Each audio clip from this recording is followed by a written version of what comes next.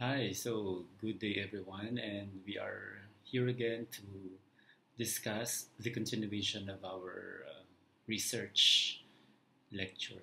So last time we are almost done with the contents of chapter 1, and we are now ready to discuss with you the contents of chapter 2, which is review of related literature.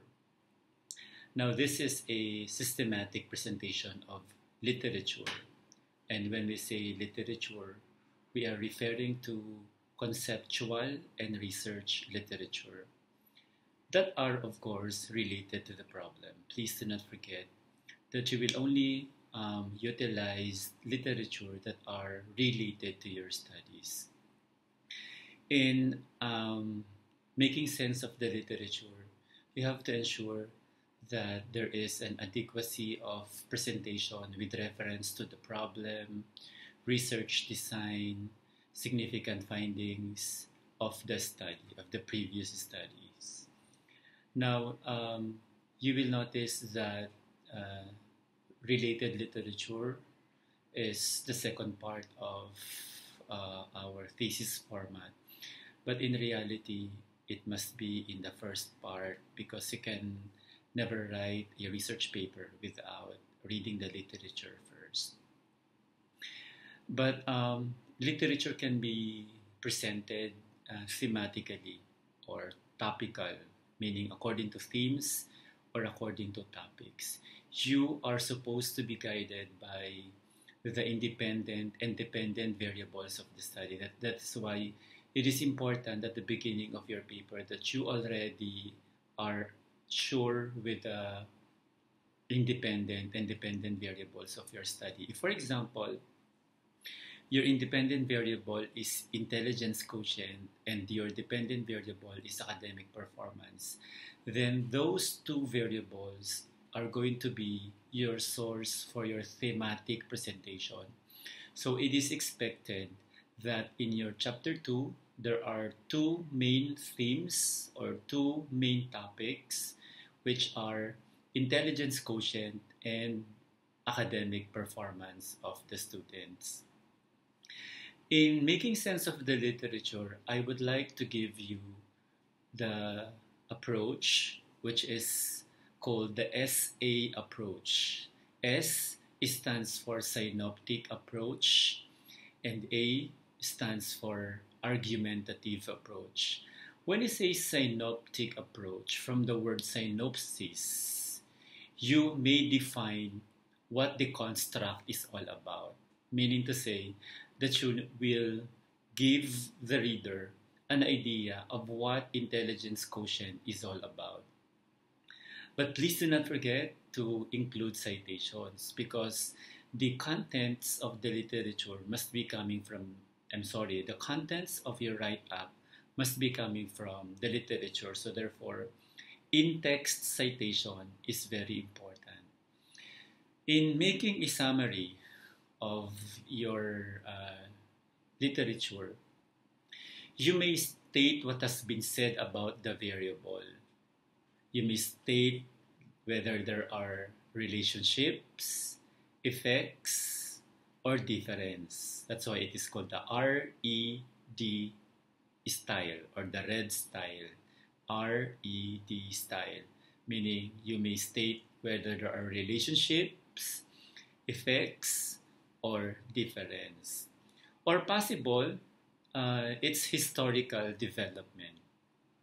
So in short, when you say synoptic dimension, you are summarizing the important informations that are related to the variable. So if your first variable, which is intelligence quotient, you are required to define everything about intelligence quotient.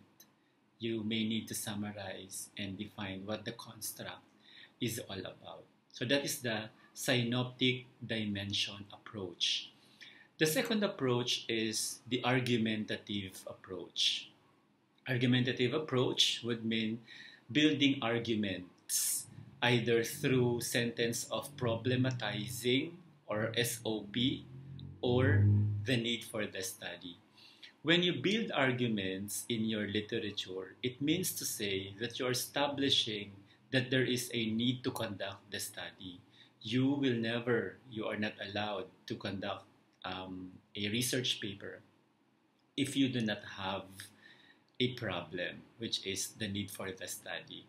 If you remember in our introduction, we discussed about trends, issues, objectives, and contribution, or the TIOC approach. This is where the issue comes in. No?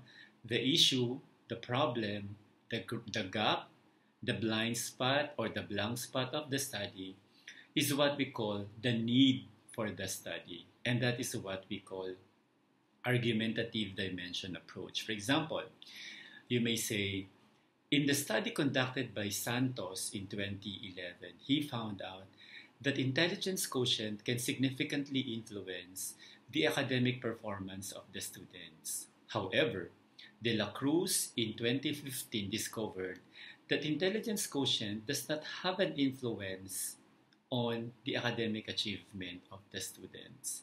So you will see that you are sensing or making sense of the contradicting findings in the literature, and that is what you call argumentative dimension. If there is no argument, then there is no need for you to conduct a study.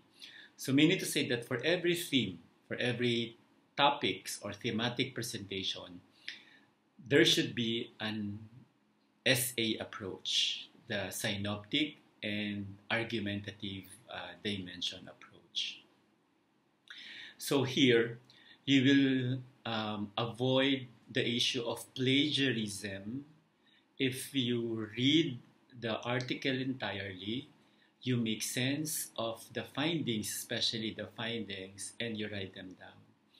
For you to avoid plagiarism, you need to paraphrase. There's nothing wrong borrowing informations or contents from the previous literature, but it is wrong when you copied the contents of the previous article and pasted them in your paper verbatimly. No? That is why there are already technologies now that will detect your plagiarism activities. We have plug scan.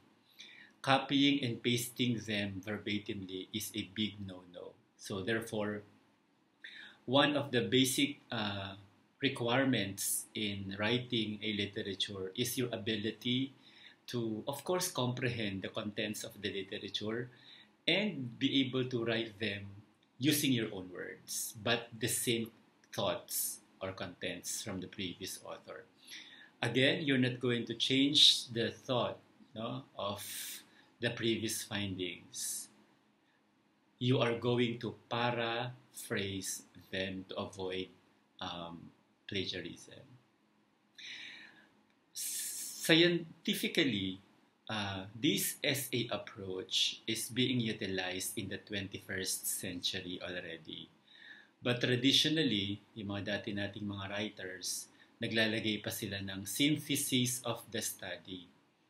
I would suggest that synthesis of the study is no longer needed because when you summarize, and when you make an argumentative approach, then that is already a synthesis of the study. When you make sense of the different findings of the study, that is already synthesizing the literature. So the synthesis part of chapter 2 is already a redundancy. I call it redundant because you already did that when you do the SA approach or the synoptic and argumentative dimension approach. And finally, please do not forget to use American Psychological Association as our style in doing our references. There are 3 methods in which you can do an in-text citation. First style or method can be, the author's name can be stated first. You may say, according to Santos, and then open parenthesis 2015, and then close parenthesis, comma, and then you state what Santos has said or found out. Or another way is that you summarize first the findings, and then at the end of the paragraph, you put open parenthesis Santos, comma 2015. That's the second way. The third way is you first state the date of publication. For example, in 2015, Santos found out that, saka ilagay ngayon yung findings niya. So there are so many ways in which the findings of the previous authors can be stated. You can use them, no? You can use those different variations. And of course, my final reminder in writing a literature, it's not about the number of pages. It's not about the thickness of your paper. It's about the substance and how you make sense of the previous literature. Please do not forget to avoid plagiarism. No? So I think that will be all for chapter 2. The next time that I upload a video again, it will be about chapter 3 already. So have a good day and God bless.